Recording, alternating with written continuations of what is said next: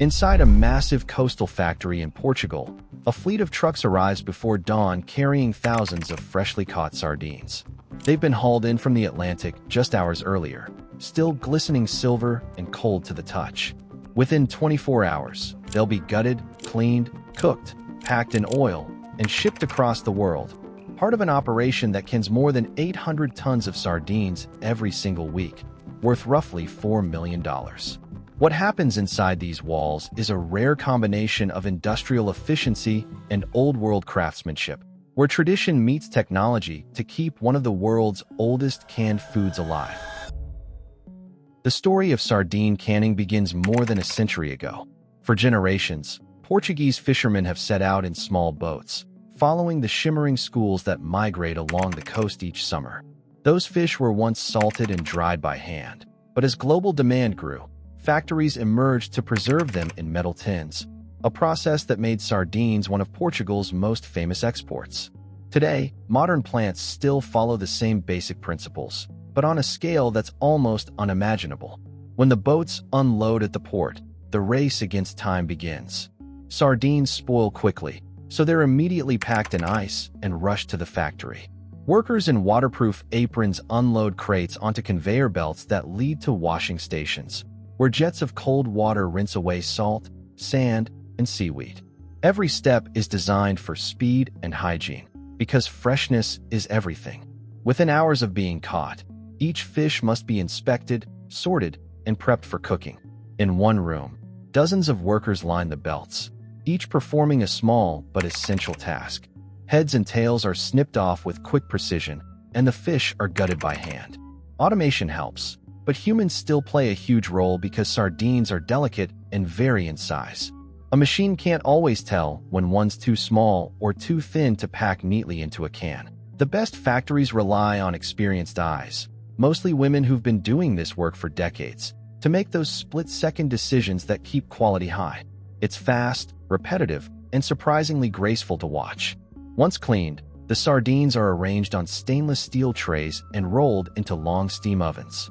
This pre-cooking step is what locks in flavor and kills bacteria, giving canned sardines their signature firmness and rich taste. The smell is unmistakable, strong, salty, and smoky, and it fills the entire facility. When the trays emerge, the fish glisten with oil from their own fat, ready for the next stage, canning. Canning may sound simple, but it's a precise science. Each sardine must fit perfectly into its tin, no gaps, no uneven stacking.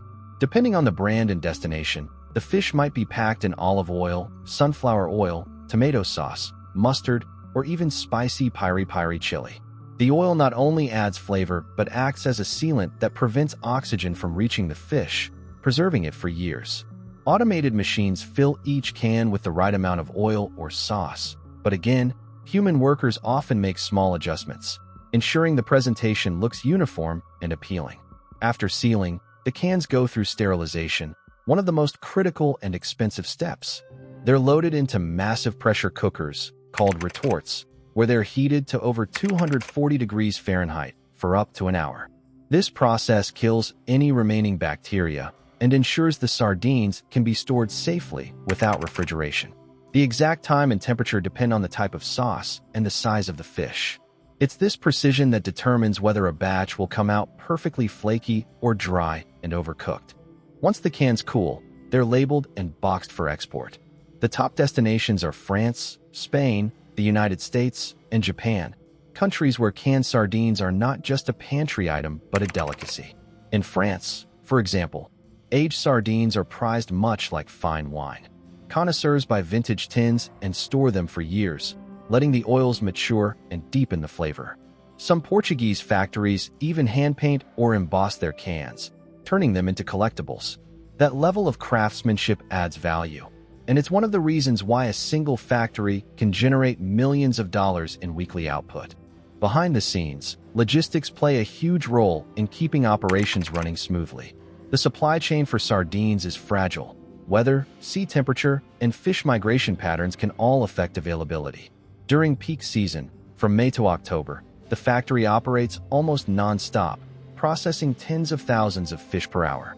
But in winter, when sardines move offshore, production slows.